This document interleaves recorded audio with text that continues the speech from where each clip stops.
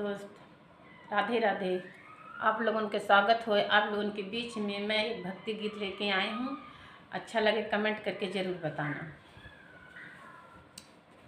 तू ही मोरी माई हो, तू ही मोरी दुर्गा, तू ही मोरी माई हो, तू ही मोरी दुर्गा, तू ही लाज की रखवैया ये मैया मेरी, तू ही लाज के बचैया ये मैया मेरी। तू ही मेरी माई हो, तू ही मेरी दुर्गा, तू ही मेरी माई हो, तू ही मेरी दुर्गा, तू ही लाज के रखैया ये मैया मेरी, तू ही लाज के रखैया ये मैया मेरी। माता तू दिहलू, पिता तू दिहलू, माता तू दिहलू, पिता तू दिहलू, देही दिया मैं भैया ये मैया मेरे, दही दिया मैं भैया ये मैया मेरे।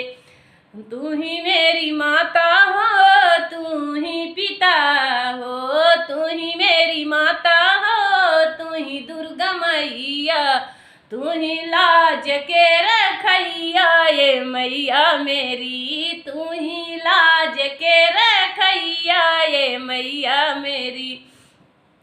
माता तुही देलू, पिता तुही देलू, माता तुही देलू, पिता तुही देलू, देई दी है एक भैया ये मैया हमारी, देई दी है एक भैया ये मैया मेरी। तू ही मेरी माता हो, तू ही पिता हो, तू ही मेरी माता हो, तू ही पिता हो, दई दिया एक भैया ये मैया मोरी, दई दिया एक भैया ये मैया मोरी। माता तुही हो, दुर्गा तुही हो, माता तुही हो, दुर्गा तुही हो, तू ही लाज के बचैया ये मैया मेरी, तू ही लाज के बचैया ये मैया मोरी। ससुर देई दिया, ससुर के देई दिया, सासू के देई दिया, ससुर के देई दिया।